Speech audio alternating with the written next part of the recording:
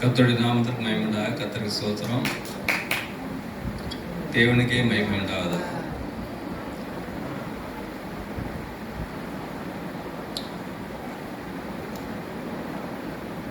உங்கள் அனைவருக்கும் இயேசு கிறிஸ்து நாமத்தினாலே என்னுடைய அன்பான வாழ்த்துக்களையும் வணக்கங்களையும் தெரிவித்துக் கொண்டு வரவேற்கிறேன். உங்கள் அனைவருக்கும் என்னுடைய அன்பின் வாழ்த்துக்கள்.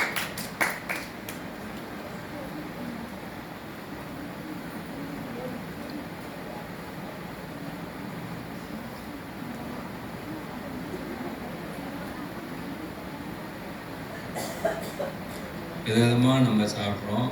ஹோட்டலில் சாப்பிட்றோம், வீட்டில் சாப்பிட்றோம், மனைவி செய்து கொடுத்து அதை சாப்பிட்றோம். கூட்டு குழம்பு விதமான கூட்டுகள் வச்சு பிரியாணி,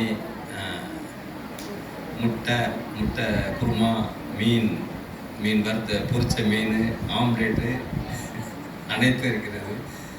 சூப்பு பக்கத்துலேயும் சூப்பும் இருக்குது. நாம் சப்பாத்தியும் இருக்குது, தோசையும் இருக்குது.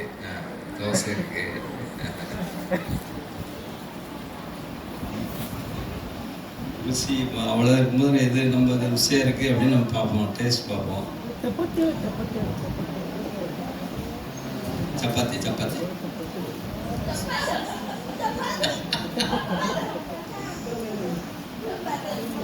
பிரியாணி பெண்களுக்கு சப்பாத்தி பிடிக்கும், ஆண்களுக்கு பிரியாணி வேணும். அங்கே பின்னாடி ஒரு மீன்.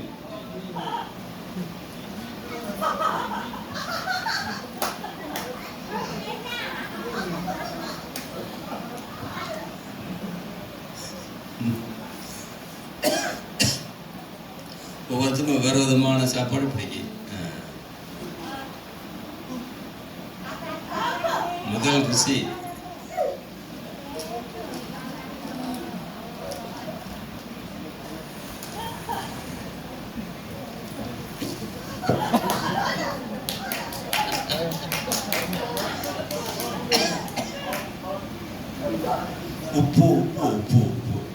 உப்பு முதல்ல அதான் ருசி. எல்லா சாப்பாட்டுக்கும் சுவை கொடுக்குது உப்பு தான். உப்பு இல்லா பண்டம் குப்பையில். அதனால் அந்த ஆகாரங்கள் எல்லாத்துக்கும் எல்லாம் இருக்கலாம். அதுக்கு கொஞ்ச நாள் இந்த உப்பு போடலைன்னா அந்த ஆகாரமே ருசி இருக்காது. எல்லாம் பிரியாணி எல்லாமே இருக்குது. எல்லாத்துக்கும் முதன்மையானது ருசி கொடுக்குறது உப்பு தான்.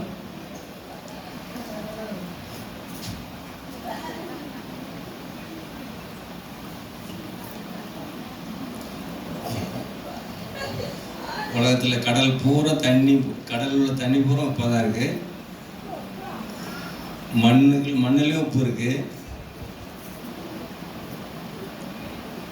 அது போல உடம்புல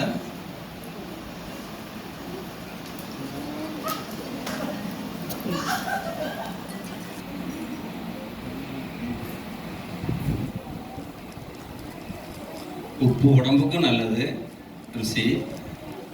ஆனால் அந்த உப்பு நம்ம உடம்புக்குள்ள கொஞ்சம் சேர்ந்தால் தான் உடம்புக்கு நல்லது. இதயத்துக்கும் அந்த உப்பு கொஞ்சம் தேவை, அதிகமாக இருக்கக்கூடாது.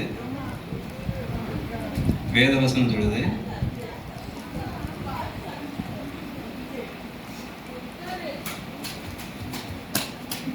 வேதவசனம்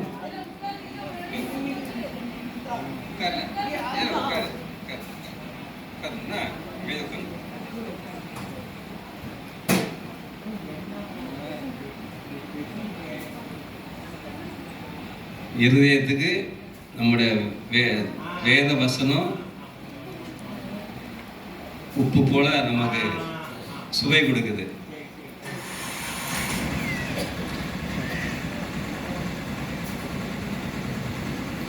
கண்ணானது சரீரத்தின் விளக்காக இருக்கிறது. உன் கண் தெளிவாக இருந்தால் உன் சரீரம் முழுதும் வெளிச்சமாக இருக்கும்.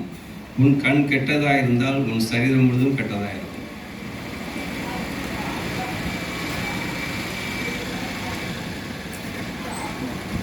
கண்ணானது சரீரத்தில் விளக்கு போல.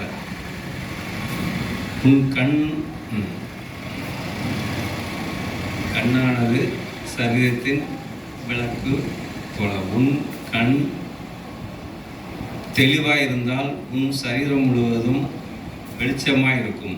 உன் கண் கெட்டதாய் தப்பாக இருந்தால் உன் சரீரம் முழுவதும் இருளாய் இருக்கும்.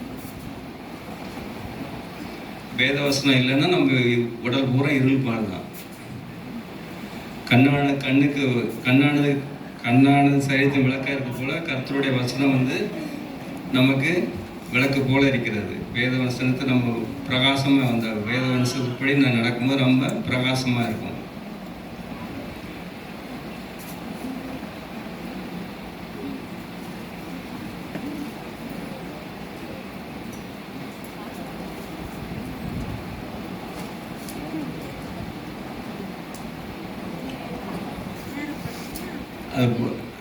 நம்முடைய வேத வசனம் நடக்கும்பொழுது நம்ம இயேசுவின் பிள்ளைகளாக இருப்போம். நம்ம வேத வசனத்துக்கு விலகும் பொழுது சாத்தான் நம்ம உள்ளத்தில் வந்துவிடுவான்.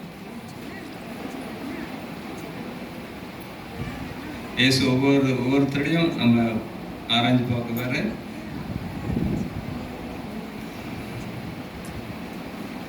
நம்ம பரிசுத்தமாக இருக்கும்போது அவர் நமக்கு வெளிச்சமாக இருப்பார், நம்ம சந்தோஷமாக இருக்கலாம். வேத வசனம் தான் நமக்கு ஆகாரமானது, வெளிச்சமாக இருக்குது. உப்பு போல் நம்ம சரீரத்துக்கு எவ்வளோ தேவையோ அதுபோல் வேத வசனத்தை நம்ம அசட்டை பண்ணக்கூடாது. நம்ம வேத வசனத்தையும் நடக்காமல் இருந்தால் நம்ம எதிரியான சாத்தான் நம்மளை பாவத்தில் விழ வைத்து விடுவான். வேத வசனம் பசும் பொன்னிலும் மேலானது. வசனம் நம்ம உடலுக்கு சரீரத்துக்கு ஆன்மாவுக்கு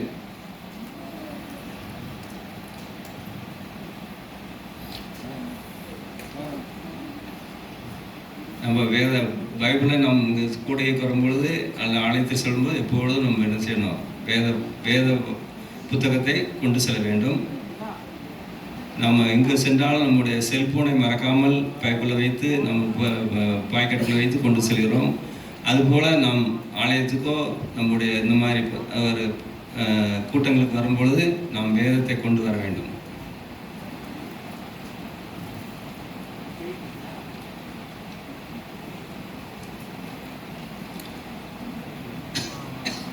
அநேக மாற்றுதல் இன்றைக்கி வரல, டப்புகளும் வரல, வந்திருக்கவங்க அநேக வரல. நீங்கள் வந்தவங்க ஆச்சரியப்பட்டவங்க, கத்தில் ஆச்சரியப்பட்டவங்க. அநேக மாற்றுத்திறனாளிகள் இந்த கூடைக்கு வராது. அநேக மாற்றுத்திறனாளிகள் ஒவ்வொருவரும் நீங்கள் இந்த கூடைக்கு அழைத்து வரும்படி அன்புடன் கேட்டுக்கொள்கிறேன். இயேசு உண்மையில் அன்பாக இருக்கிறார். அநேக மாற்றுத்திறனாளிகள் நீங்கள் இந்த கூடைக்கு அழைத்து வரும்படி அன்புடன் கேட்டுக்கொள்கிறேன்.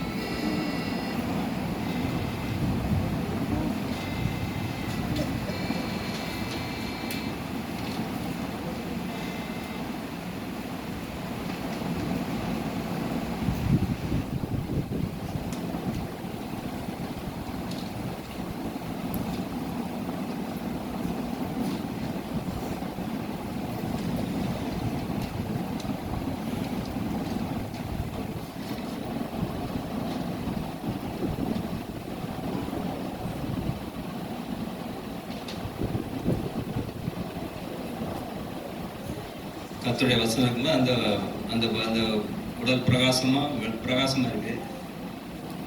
அது இது கர்த்தருடைய வசனம் இல்லாதனால அந்த உடம்பு அலங்கோலமாக இருக்குது. அந்த வசனத்தை நாம் உட்கொள்ளும் பொழுது அதன்படி நடக்கும்பொழுது வசனத்திற்கு நடக்க முடியும்போது நம்முடைய வாழ்க்கை உயர்வாக இருக்கும். எது உங்களுக்கு சூஸ் பண்ணி எடுத்துடுங்க, உங்களுடைய பொறுப்பு. வேத வசனமே நமக்கு பலன். அந்த பலமாகிய வேத வசனத்தை நாம் அனுதினமும் வாசிக்கணும்.